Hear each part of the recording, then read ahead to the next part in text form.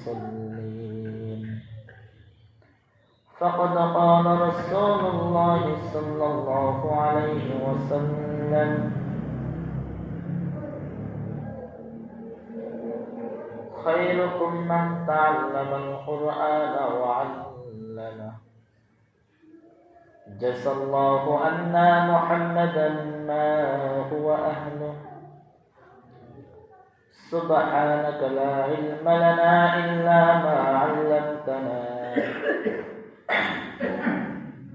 إنك أنت العليم الحكيم قال رب اشرح لي صدري ويسر لي أمري واحلل عقدة من لساني يفقهوا قولي وبك نستعين يا مستعان شكرا لله اللهم صل على محمد وعلى آل محمد كما صليت على إبراهيم وعلى آل إبراهيم إنك حميد مجيد اللهم بارك على محمد وعلى آل محمد كما باركت على إبراهيم وعلى آل إبراهيم إنك حميد مجيد মহান আল্লাহ পাক রব্বুল আলামিন আমাদেরকে পবিত্র জুমার দিন আল্লাহ তাআলার ঘরে আমাদেরকে আসার বসার তৌফিক দান করেছেন। এই জন্য আমরা সকল অন্তরস্থল থেকে শুকরিয়া আদায় করি আলহামদুলিল্লাহ। আল্লাহ পাক রব্বুল আলামিন যাকে মহব্বত করেন, যাকে ভালোবাসেন, তাকে তার ইবাদত করার তৌফিক দান করেন। মহান আল্লাহ পাক রব্বুল আলামিন আমাদেরকে যে জন্য সৃষ্টি করেছেন আমরা আপনার সকলের জানা, কিন্তু আমি আপনি মানতে রাজি না। এই দুনিয়ার মহব্বত করে, দুনিয়ার রং তামাশা দেখে, দুনিয়ার সৌন্দর্য দেখে, দুনিয়ার ভিতরে চাকচিক্য দেখে, এই সমস্ত দেখে আজ আমি আপনি আল্লাহ পাক রব্বুল আলামিন কি কাজ করতে বলেছেন, কি কাজ করতে নিষেধ করেছেন, এটা আজ আমি আপনি ভুলে গিয়েছি। আল্লাহ পাক রব্বুল আলামিন এই দুনিয়াতে বহু প্রকার প্রাণী সৃষ্টি করেছেন। এর ভিতর থেকে সবচেয়ে শ্রেষ্ঠ মাখলুকাত আল্লাহ পাক রব্বুল আলামিন মানুষকে সৃষ্টি করেছেন। সুবহানাল্লাহ। এই মানুষের কেমন দাম!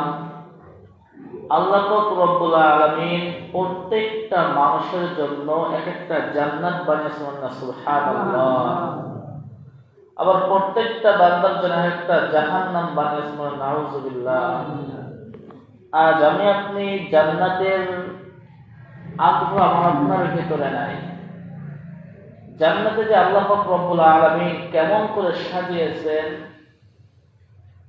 আজ এই আগ্রহটা আমার আপনার ভিতরে নাই। এই জন্য দুনিয়াতে আমি আপনি ইবাদত করতে চাইতেছি না। এই দুনিয়াতে কিছুদিন ইবাদত করলে পরকালে যে আল্লাহ পাক রব্বুল আলামিন আমার আপনার জন্য একটা জান্নাত রেখেছেন, এই জান্নাতটা আমি আপনি পেয়ে যাব। কিন্তু শয়তানের ধোঁকায় পড়ে, শয়তান যে শত শত বছর পূর্বে আল্লাহকে বলেছিল, আল্লাহ আপনার জাহান্নাম আপনি বাড়াইতে থাকেন, আমি একাই যথেষ্ট আপনার বান্দাদেরকে জাহান্নামে নেওয়ার জন্য। আজ দেখেন শয়তানের কথা আজ আমাদের প্রত্যেকটা ঘরে ঘরে মিলে দেখেন সত্য হয়ে যাইতেছে। আজ একটা ফ্যামিলিতে আপনি দেখেন 5 জন যদি এই মানুষ থাকে, 1 জন নামাজি হয়, 4 জন বেনামাজি হয়। শয়তান যে বলেছিল যে আপনার জাহান্নাম আপনি বাড়াইতে থাকুন, আমি একাই যথেষ্ট আপনার বান্দাদেরকে জাহান্নামে নেওয়ার জন্য। আজ আমার আপনার এই জিনিসটা বুঝে আসতেছে না। কিন্তু মুসলমান বুঝে আসবে কোন দিন, যেদিন মালাকুল মউত চলে আসবে সেদিন বুঝে আসবে। সেদিন বুঝে আসলে কোনোই ফায়দা নাই। আল্লাহ পাক রব্বুল আলামিন কোরআন পাকে বলে দিয়েছেন দুই শ্রেণীর মানুষ কাল কিয়ামতের ময়দানে খুবই আফসোস করবে। কয় শ্রেণীর মানুষ? দুই শ্রেণীর মানুষ কাল কিয়ামতের ময়দানে খুবই আফসোস করবে। তার নম্বরে এক প্রকার মানুষ হইল, আল্লাহ পাক রব্বুল আলামিন 14 নম্বর পারা শুরুতে এটা বলে দিয়েছেন, রুবামা ইয়াওয়াদুল্লাযীনা কাফারু লাউ কানু মুসলিমিন। আল্লাহ পাক রব্বুল আলামিন কোরআন পাকে বলে দিয়েছেন যে দুই প্রকার মানুষ যা আফসোস করবে, তার ভিতরে এক নম্বর প্রকার হলো কাফের। দুনিয়াতে যারা ঈমান হারা আছে, খ্রিস্টান, নাসারা, ইহুদি, বৌদ্ধ, অর্থাৎ যাদের ঈমান নাই, কাল কিয়ামতের ময়দানে তারা আফসোস করবে, লাউ কানু মুসলিমিন। ওগো আল্লাহ, দুনিয়ার বুকে আমাদেরকে আরেকবার আপনি পাঠান, দুনিয়ায় যদি একবার যাইতে পারতাম তাহলে এই দুনিয়া থেকে খাঁটি মুসলমান হয়ে পরকালে আসতাম। কিন্তু মুসলমান কোন একটা বান্দাকে কিন্তু এই দুনিয়াতে আর পাঠানো হবে না। পাঠানো হবে নাকি? একবার যে এই দুনিয়া থেকে বিদায় নিয়ে চলে গেছে, সে কিন্তু আর এই দুনিয়াতে আসতে পারে নাই। হাজারবার চেষ্টা করলো এই দুনিয়াতে আর আসতে পারবে না। এটা তো কাফেরদের ভিতরে গেল, ইহুদিদের ভিতরে গেল। তারা বলবে আমাদের আরেকবার আপনি দুনিয়াতে পাঠান, আমরা মুসলমান হয়ে আসবো। এ মুসলমান আর মুসলমানদের ভিতরে কিছু মানুষ কাল কিয়ামতের ময়দানে আফসোস করবে, আল্লাহ, দুনিয়াতে আমাকে আরেকবার আপনি পাঠান, আমি ভালো হয়ে আসবো। এটা আল্লাহ পাক রব্বুল আলামিন কোরআন পাকে বলে দিয়েছেন, ক্বালু লাম নাকু মিনাল মুসাল্লিন। আর যারা মুসলমানের ঘরে জন্মগ্রহণ করেছে, মুসলমানের সন্তান হিসেবে দাবি করে, কাল কিয়ামতের ময়দানে বলবো, আল্লাহ, ক্বালু লাম নাকু মিনাল মুসাল্লিন, আপনি আমাদেরকে আরেকবার দুনিয়াতে পাঠান, আমরা আবার নামাজি হয়ে পরকালে আসবো। কিন্তু মুসলমান দুঃখের বিষয়, আজ প্রত্যেকটা জুমার দিন, প্রত্যেকটা ওয়াজ মাহফিলের ময়দানে, তাবলীগের ময়দানে, চরমরার ময়দানে, ইজতেমার ময়দানে প্রত্যেকটা আলেম ওলামা ইকরাম বলতেছে, নামাজ পড়ো বান্দা, নামাজ পড়ো, নামাজের ভিতরে কল্যাণ রয়েছে। কিন্তু আজ আমি আপনি নামাজকে বাদ দিতেছি, দুনিয়াকে আঁকড়িয়ে ধরার জন্য চেষ্টা করতেছি।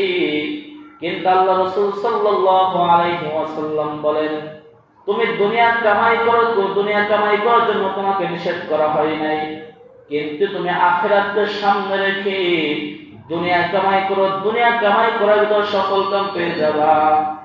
কিন্তু মুসলমান দুঃখের বিষয়, আজ আমি আপনি শুধু দুনিয়ায় কামাই করতে চাই, আখিরাত কামাই করতে চাই না। আপনি রিকশা চালাইতেছেন, নামাজের আজানের আওয়াজটা আপনার কানে গেছে, আপনি রিকশাটা তালা মেরে নামাজটা পড়ে নেন, আপনার দুনিয়া কামাই করা হয়ে গেল, আখিরাতও কামাই করা হয়ে গেল। আপনি দোকানদার, ব্যবসা করতেছেন, আজান কানে গেছে, আপনি মসজিদে চলে যান, দোকান বন্ধ থাকুক, আপনি নামাজ পড়ে চলে আসলেন, আল্লাহ পাক রব্বুল আলামিন আপনার এই ব্যবসা বাণিজ্যের ভিতরে বরকত দান করুন, সুবহানাল্লাহ। আপনি এক মাস এইভাবে চলে দেখেন, আল্লাহ পাক রব্বুল আলামিন অবশ্যই আপনার কামাই রোজগারে বরকত দিবেন। কিন্তু মুসলমান এই দুনিয়ার মহাব্বতে করে, দুনিয়ার ভালোবাসায় করে পরকালের কথা একেবারে আমি আপনি ভুলে গেছি। সেদিন যদি আমি আপনি আফসোস যতই করি, সেদিন কিন্তু কোনো কাজে আসবে না। আপনাকে কিন্তু দুনিয়াতে পাঠানো হবে না। সাদ্দাতের কথা সকলেই জানেন, সাদ্দাতকে 1 সেকেন্ড সময় দেওয়া হয় নাই, ফিরআউনকে 1 সেকেন্ড সময় দেওয়া হয় নাই, নমরুদকে 1 সেকেন্ড সময় দেওয়া হয় নাই, আমাকে আপনাকে 1 সেকেন্ড সময় দেওয়া হবে না। সময় দেওয়া হবে নাকি?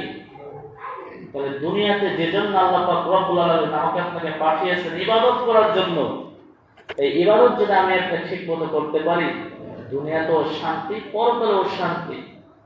কাল কিয়ামতের ময়দানে আফসোস করা লাগবে না। এজন্য নামাজ পড়ব তো ইনশাআল্লাহ। আমার আপনার জন্য প্রত্যেকের জন্য একটা জান্নাত বানিয়ে রেখেছেন। সেই জান্নাতের কথা আল্লাহ তাআলা কোরআনে কি বলেছেন? জান্নাতের ভিতরে এমন ভাবে আমি সাজিয়েছি, কোন চক্ষু দেখেনি, কোন কান শ্রবণ করেনি, কল্পনার বাইরে আল্লাহ পাক রব্বুল আলামিন জান্নাতের ভিতরে এমন ভাবে সাজিয়েছেন। সেই জান্নাতের পর আমার আপনার যে মহব্বত নাই, এই দুনিয়ার সামান্য কিছু জিন্দেগির জন্য কতই কষ্ট করতেছি, কিন্তু পরকাল যে আমার আপনার জন্য রয়েছে, এটার জন্য আমার আপনার কোনো আফসোস নাই। নামাজ পড়ব তো ইনশাআল্লাহ, জামাতের সাথে করার চেষ্টা করব তো ইনশাআল্লাহ। আল্লাহ তোমাদের সকলকে পাঁচ ওয়াক্ত নামাজ জামাতের সাথে পড়ার তৌফিক দান করুন। যারা সুন্নাত পড়ে যাবে না কবলার জন্য সুন্নাত পড়ুন।